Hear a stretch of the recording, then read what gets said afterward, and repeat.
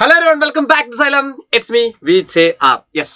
Today നമ്മുടെ പരീക്ഷ അങ്ങോട്ട് അടുത്തിരിക്കുകയാണല്ലേ. നമ്മുടെ ക്രിസ്മസ് പരീക്ഷ അടുത്തുകൊണ്ടിരിക്കുകയാണ്.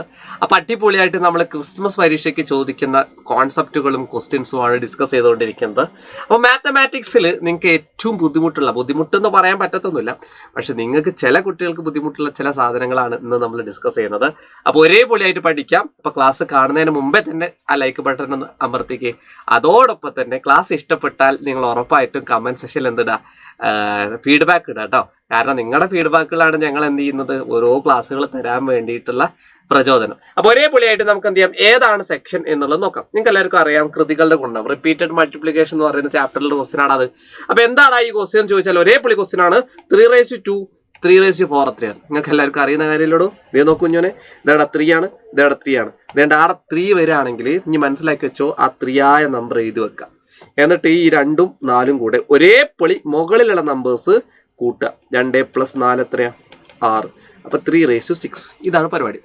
അപ്പോൾ ഇനി എന്താ മനസ്സിലാക്കണ്ടേ, സെയിം ബേസ് നമ്പർ വരുവാണെങ്കിൽ ആ സെയിം ബേസ് നമ്പർ എഴുതാം. എന്നിട്ട് ഈ 2ഉം 4ഉം കൂട്ടിയാൽ മതിയോ, ആൻസർ 3/6 സെറ്റ്.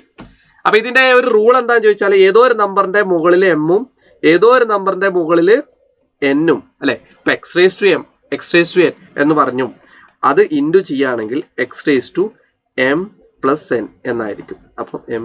ഇതാണ് ഇതിൻ്റെ കോൺസെപ്റ്റ്. റെഡി അല്ലടാ? അപ്പം ഞാൻ ഇതിൽ നിന്ന് ചോദിക്കാൻ ചാൻസ് ഉള്ള മറ്റൊരു ക്വസ്റ്റ്യൻ ഞങ്ങൾക്ക് തരാം. ക്വസ്റ്റ്യൻ സിമ്പിൾ ക്വസ്റ്റ്യൻ ആണ്, ഒരേപോലെ ക്വസ്റ്റ്യൻ ആണ്. ഇത് വേറെ ടൈപ്പാണ്, നേരത്തെ പോലെ അല്ല.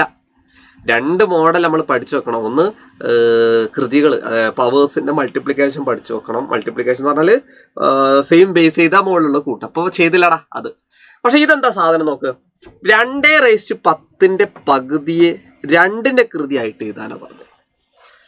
ഇങ്ങോട്ട് ഞാനൊരു കാര്യം ചോദിക്കട്ടെ, ഇതിന് ഉത്തരം എഴുതണമെങ്കിൽ ഒരേ പൊളിയായിട്ട് ഇതിന് ഉത്തരം എഴുതണമെങ്കിൽ ഒറ്റ കാര്യം ഇനി മനസ്സിലാക്കിയാൽ മതി. എന്താണെന്നറിയോ, അതായത് 2ന്റെ മുകളിൽ 10 അതിൻ്റെ പകുതിയാണ്.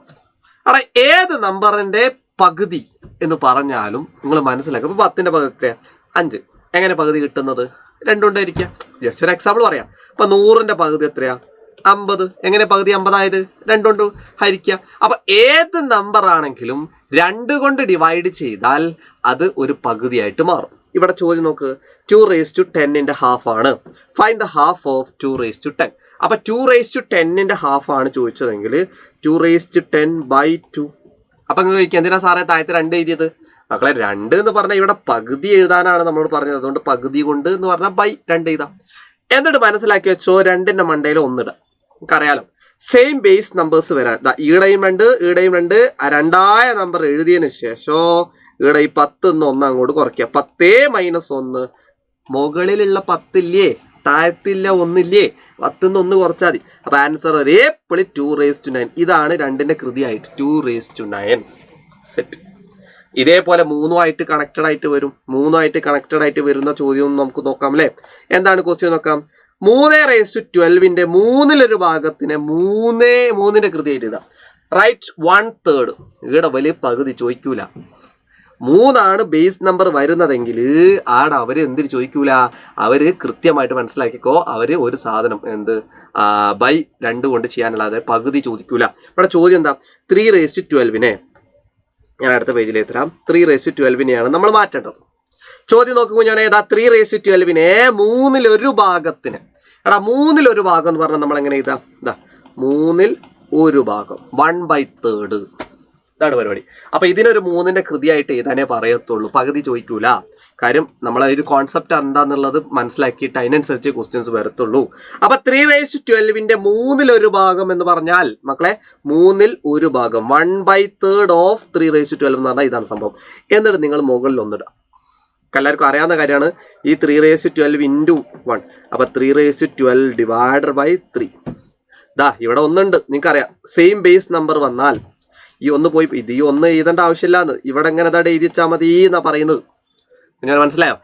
സെയിം നമ്പർ വന്നാൽ ആ സെയിമായ 3 എഴുതുന്നു. ഈടല്ല 12, ഈടല്ല 11 അങ്ങോട്ട് കുറയ്ക്കുക. 12 - 1. ഇതേ നമ്മുടെ ഉത്തരം 3/11. ഇതാണ് 3ന്റെ കൃതിയായിട്ട് എഴുതാൻ പറഞ്ഞാൽ. സെറ്റ് അല്ലടാ? കമന്റ് സെക്ഷനിൽ സാറിന്റെ ക്ലാസ്സിന്റെ ഫീഡ്ബാക്ക് ഒന്ന് പെട്ടെന്നിട്ടേ. അപ്പൊ ഇതുപോലെ ക്ലാസ്സുകളൊക്കെ നമുക്ക് എന്ത് ചെയ്യാനുണ്ട്, ക്ലാസ് ഒക്കെ എടുക്കാനും ക്ലാസ് ഒക്കെ പഠിക്കാനും ഒരുപാട് ക്വസ്റ്റ്യൻസ് ഒക്കെ ചെയ്യാനൊക്കെ നമ്മുടെ ലൈവ് ക്ലാസ്സുകളൊക്കെ വരുന്നുണ്ട്. അപ്പൊ അടിപൊളിയായിട്ട് നിങ്ങൾ എന്ത് ചെയ്യണം, ക്ലാസ്സിലേക്ക് വരണം കേട്ടോ. അപ്പൊ ഉഷാറായിട്ട് എന്ത് ചെയ്യുക, പഠിക്കുക. All the best. അപ്പൊ ലൈക്ക് അടിക്കാൻ മറക്കരുത്. അത്യാവശ്യം വലുപ്പത്തിൽ തന്നെ സാറിന്റെ ക്ലാസ്സിന്റെ ഫീഡ്ബാക്ക് ഇട്ടേ. ഞാൻ നിങ്ങളുടെ ഫീഡ്ബാക്കുമായിട്ട് കാത്തിരിക്കുകയാണ്. അപ്പൊ നമുക്ക് ഒരേ പുള്ളിയായിട്ട് ഈ ഒരു ചാപ്റ്ററും എല്ലാ ചാപ്റ്ററും നമുക്ക് റിവൈസ് ചെയ്യണം. അപ്പൊ കാണാം. ബൈ.